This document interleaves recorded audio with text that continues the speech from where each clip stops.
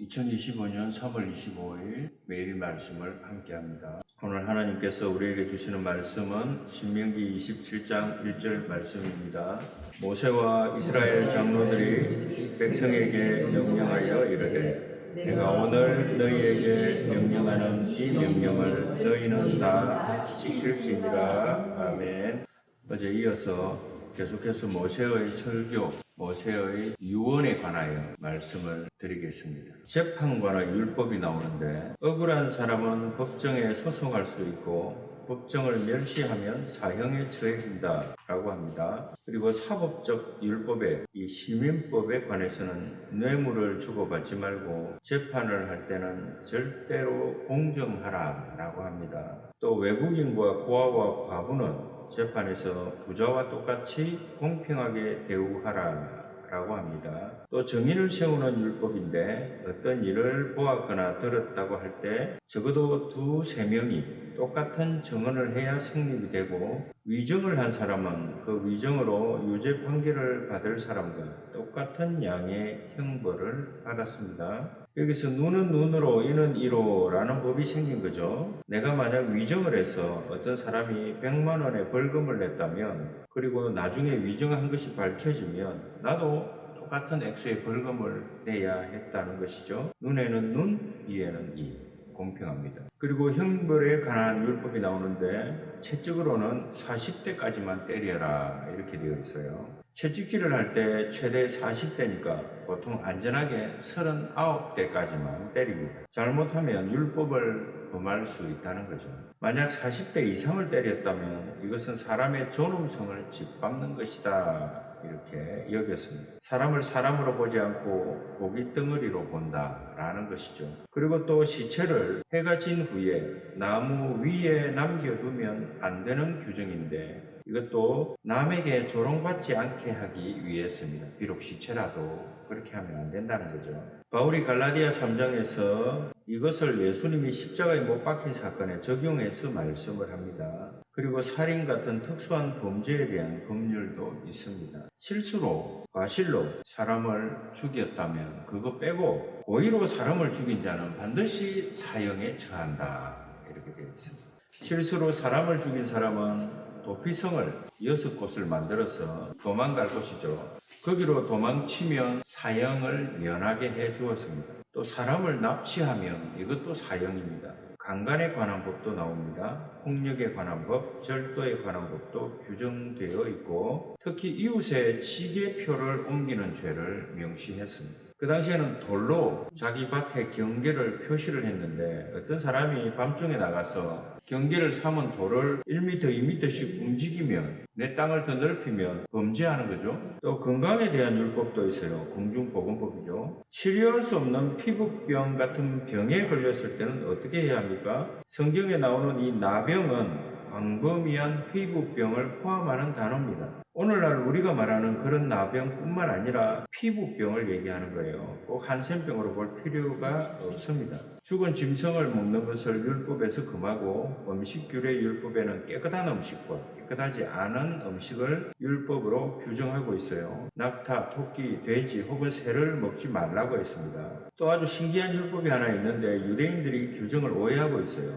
염소 새끼를 그 어미의 우유로 삶지 말지니라. 이 한 구절 때문에 유대인들은 아주 복잡한 요리 만드는 규정을 세웠습니다. 그래서 주방에 가면 2개의 가마솥이 있고 2개의 프라이팬이 구비되어야 하고 이것은 유제품과 고기를 나누어서 조리해야 하고 두 재료를 절대로 같이 혼합하면 안 됩니다. 이것은 이 구절의 뜻을 완전히 오해한 것입니다. 사실 이 율법도 풍요의 신, 다산의 신을 경배하는 이방의식에서 관련된 것입니다. 이방인들은 염소 새끼를 어미 젖에 넣고 삶아서 그게 일종의 건친간 섞음이 되고 그렇게 하면 풍요와 다산이 온다고 믿어서 이런 풍습을 행했다고 하는데 너희는 이런 이방인들이 하는 의식을 행하지 말라는 뜻으로 말씀을 하신 거죠. 그런데 유대인들은 결국 이 한 구절에 근거해서 아주 복잡한 조리 규정을 세웠습니다. 또 사회복지법도 있어요. 추수할 때 밭 모퉁이에 곡식단은 반드시 남기고 가난한 자들이 와서 뽑아갈 수 있게 했습니다. 그리고 이웃에 잃어버린 가축을 찾아주는 율법을 규정했습니다. 곡식을 뜨는 소에게 망을 씌우지 말아라 라고 했죠. 소가 사람을 위해 일을 할 때 마음껏 곡식을 먹게 하는 것입니다. 신약에서 바울은 이 율법을 설교자에게 적용했습니다. 그 설교자가 너희에게 영의 양식을 먹이니 너희들은 헌금하라 이렇게 말씀한 거죠.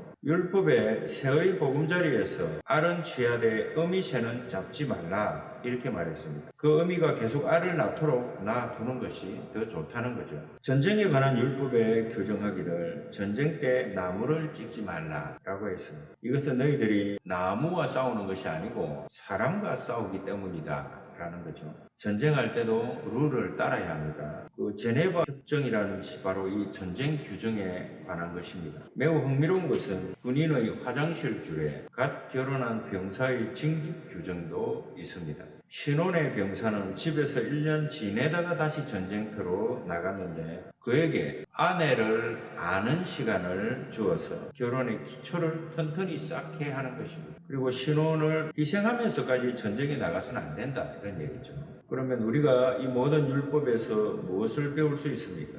총 613가지라고 했죠. 다 설명할 수 없습니다. 우선 이 율법이 포함한 범위가 아주 광대합니다. 우리 삶의 모든 영역을 커버합니다. 화장실 규정, 예배, 규례, 복장, 요리, 삶의 모든 영역을 커버합니다. 이렇게 율법은 하나님이 인간 생활에 관심이 있다는 것을 나타냅니다. 온전한 삶으로 행한다는 것. 의로운 삶은 주일에 교회에서 무엇을 하느냐에 있지 않고 교회뿐만 아니라 우리 사는 삶 전체를 이야기합니다. 모세의 율법이 우리에게 알려주는 것은 하나님은 우리 삶의 모든 면에 대해서 올바른 길을 말씀한다. 의로운 길이 어떤 길이다 라는 것을 말씀해 주시고 있다는 겁니다. 하나님은 우리가 삶의 모든 방면에서 의롭게 행하기를 원하십니다. 두 번째 우리가 볼 수 있는 것은 이 율법들이 사실 전부 연결되어 있다는 것입니다. 쉽게 설명을 위해 이 율법들을 몇 종류로 나누었는데 사실 모두 하나로 연결됩니다. 낙타고기를 먹지 말라는 율법에서 절기, 경축의 율법까지 각종 율법 모두가 함께 혼합되어 있습니다. 이것은 현대인들의 사고 구조와 맞지 않습니다. 현대인들은 뭐든지 나누고 쪼개기를 좋아하고 또 제목 붙이기를 좋아하죠. 그렇지만 모세의 율법은 모두 함께 혼합되어 있습니다. 왜 그럴까요? 하나님이 우리에게 온전한 생명은 구분해서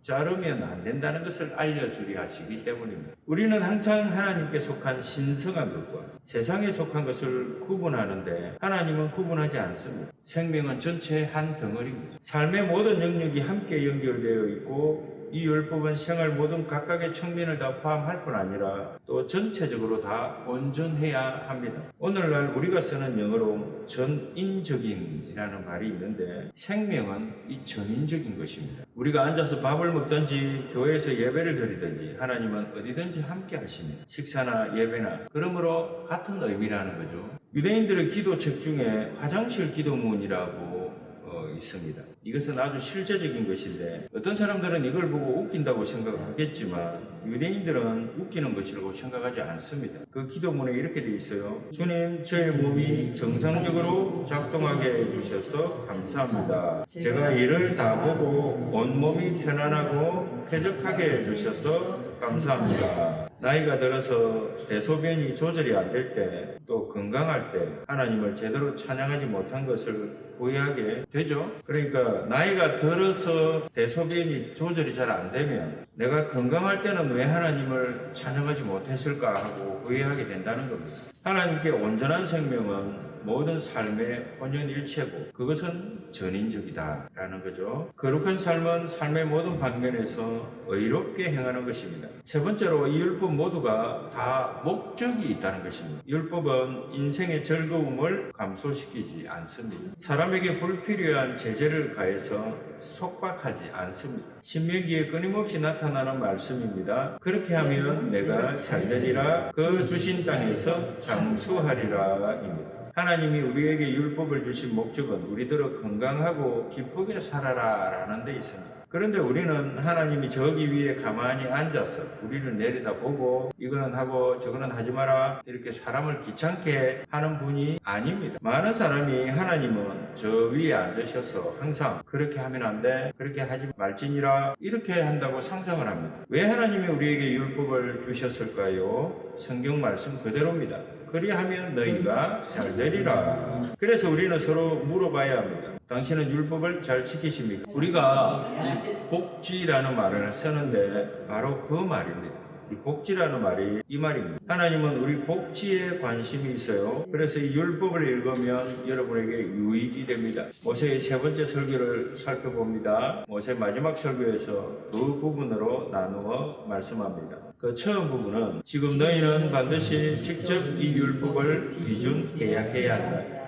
지금 하나님이 너희를 위해 이 강물을 갈라서 너희들을 데리고 약속의 땅에 들어가실 것이다. 당시 너희 부모 세대를 바다 물을 갈라서 그들을 애굽에서 데리고 나왔듯이 하나님은 너희들을 데리고 들어간 후에 너희들은 산에 가서 이 축복과 저주를 모두 선포하여 확실하게 지킬 것을 약속해야 한다. 이렇게 말했습니다. 축복과 저주를 주는 산, 이 산이 에발산과 그리심 산입니다. 어떤 사마리아 여자가 예수님께 우리가 어디에서 예배해야 합니까? 라고 질문하죠. 그리심 산입니까? 아니면 저 산입니까? 이렇게 물어봅니다. 예수님은 이렇게 말씀하시죠. 모두 아니다. 중요한 것은 어느 산에서 예배하느냐가 아니고 영과 진리로 경배하면 된다. 라고 대답하셨습니다. 실제로 사마리아에 가면 두 산이 있어요. 지금부터 신명기 27장 16절로 26절에 이 에발산 선포를 한번 읽어보겠습니다. 여러분은 아멘이라고 하면 됩니다. 그의 부모를 경홀히 여기는 자는 저주를 받을 것이라 할 것이요 모든 백성은 아멘 할지니라. 아멘. 그의 이웃의 경계표를 옮기는 자는 저주를 받을 것이라 할 것이요 모든 백성은 아멘 할지니라. 아멘. 맹인에게 길을 잃게 하는 자는 저주를 받을 것이라 할 것이요 모든 백성은 아멘 할지니라. 아멘. 객이나 고아나 과거의 송사를 억울하게 하는 자는 저주를 받을 것이라 할 것이요 모든 백성은 아멘 할지니라. 아멘. 그의 아버지의 아내와 동침하는 자는 그의 아버지의 하체를 드러냈으니 저주를 받을 것이라 할 것이요 모든 백성은 아멘 할지니라. 아멘. 짐승과 교합하는 모든 자는 저주를 받을 것이라 할 것이요 모든 백성은 아멘 할지니라. 아멘. 그의 자매 곧 그의 아버지의 딸이나 어머니의 딸과 동침하는 자는 저주를 받을 것이라 할 것이요 모든 백성은 아멘 할지니라. 아멘. 장모와 동침하는 자는 저주를 받을 것이라 할 것이요 모든 백성은 아멘 할지니라. 아멘. 그의 이웃을 암살하는 자는 저주를 받을 것이라 할 것이요 모든 백성은 아멘 할지니라. 아멘. 무지한 자를 죽이려고 뇌물을 받는 자는 저주를 받을 것이라 할 것이요 모든 백성은 아멘 할지니라. 아멘. 이 율법의 말씀을 실행하지 아니하는 자는 저주를 받을 것이라 할 것이요 모든 백성은 아멘 할지니라. 아멘.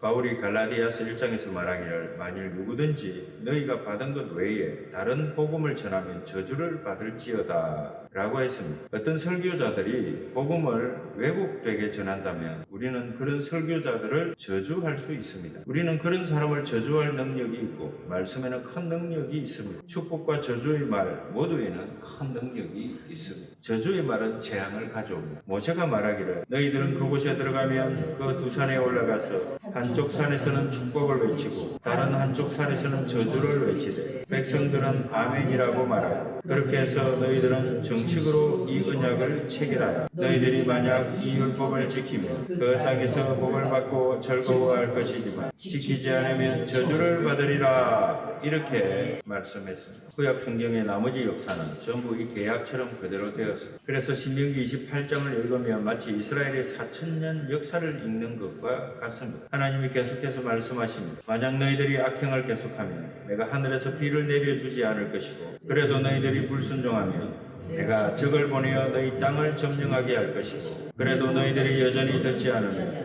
내가 너희를 세계 각 곳에 흩어지게 하여 너희들은 사람들의 비웃음거리가 될 것이다 라고 하셨습니다. 아일랜드와 스코틀랜드와 그리고 유대인의 역사적 상황이 일어날 것을 신명기 28장에서 일찍이 예언합니다. 신명기 28장을 읽으면 오늘까지 이스라엘 전 역사를 이해하게 됩니다. 하나님은 신실하신 분입니다. 하나님은 약속을 신실하게 지키시고 복도 주시고 저주도 주셨습니다. 이스라엘은 다른 나라보다 더 많은 복을 받기도 했고 저주도 다른 나라보다 더 많이 받았습니다. 이것은 하나님이 실제로 진실로 존재하시고 그분은 이스라엘 하나님이라는 것을 증명합니다. 신명기 32장에서 모세가 노래를 부릅니다. 120세에도 그의 눈이 조금도 흐리지 않았으니 아마 그의 목소리도 아주 좋았을 것입니다. 모세도 많은 선지자들과 같이 음악을 잘했을 것입니다. 성경 전체에서 예언과 음악은 항상 같이 갑니다. 다윗은 선지자였고 그는 성경에 누구보다도 많은 노래를 남겼습니다. 모세도 노래를 아주 잘했습니다. 홍해를 건넌 후에 모세와 미리암이 합창합니다. 모세는 아름다운 노래를 하나 썼습니다. 그리고 모세는 노래를 끝까지 불러서 이스라엘 대회에 모여 모든 사람의 귀에 들려주었습니다. 신명기 31장 30절부터죠. 찬송가 71장에 보면 예부터 도움 되시고 장래에도 내 소망 되신 주 이 세상 풍파 중에도 널 보호하시리 라는 가사가 나옵니다. 우리는 주일에 이 노래를 부르는데 이것은 참으로 쏘기는 노래입니다. 이렇게 찬송하면서도 혹시나 해서 우리는 우리 소매 속에